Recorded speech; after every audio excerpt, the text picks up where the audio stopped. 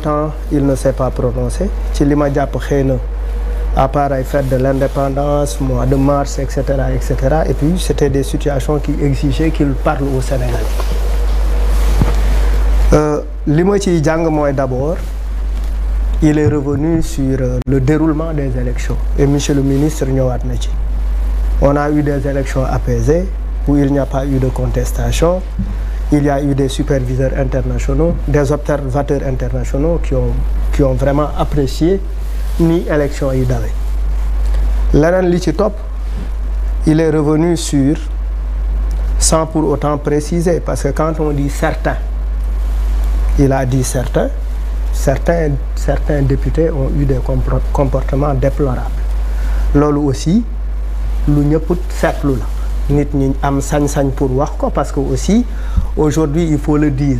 la vérité il y a en fait ceux qui disent la vérité sont pris en otage parce que effectivement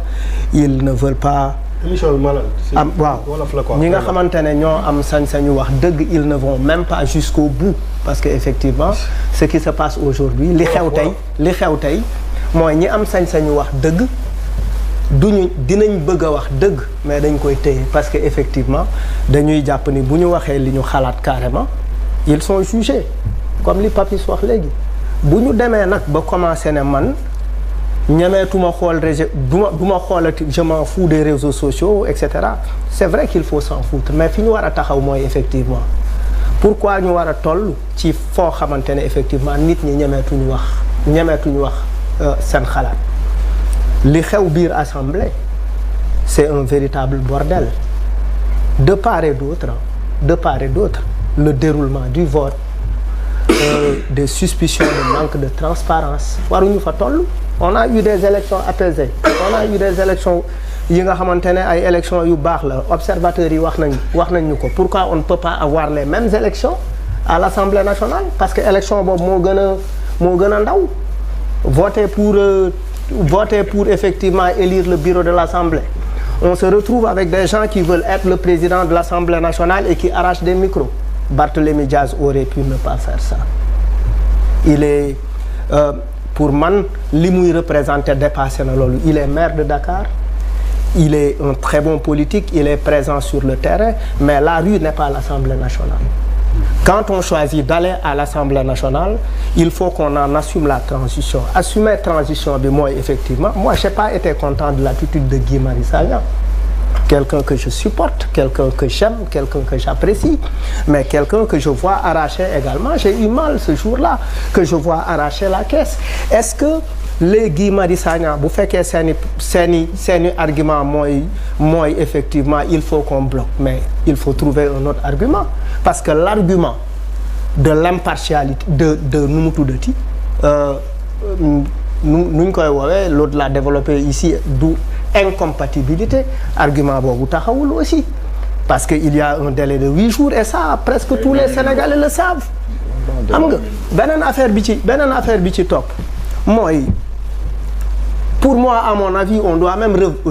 refaire ce vote-là pourquoi ñu war ko refaire pour effectivement rendre à l'Assemblée l'image qu'elle mérite c'est mooy image ou effectivement image bu respectable parce que quand Mimi Touré dit que moi je n'ai pas voté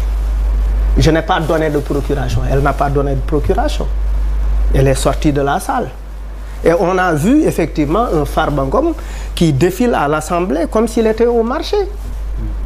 c'est des choses qu'on ne peut pas comprendre et d'un certain am na ci dans le communiqué du président effectivement il félicite l'opposition il félicite le pouvoir il parle de la vivacité de la démocratie mais cette vivacité de la démocratie elle a été piétinée à l'Assemblée nationale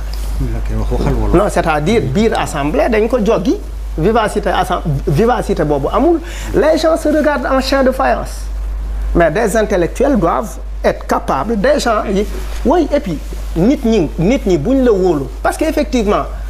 l'opposition ne doit pas avoir ce comportement pourquoi parce que effectivement élection yi jàll yëpp population bi mu ngi woon opposition que nous sommes avec vous parce que ils ont l'électorat de l'opposition s'accroît nekkul en chute c'est peut-être le pouvoir qui est inquiété parce que ñoo tolloo presque ñoo tolloo kii am na 81 kii am 82 xaw ma kii am na 80 xaw ma kii am na 81. pour man on a la capacité de dire non. On a la capacité de bloquer sans nous donner des coups de poing. Oui, mais non, non, j'ai pas dit ça. C'est pas ce que je veux dire.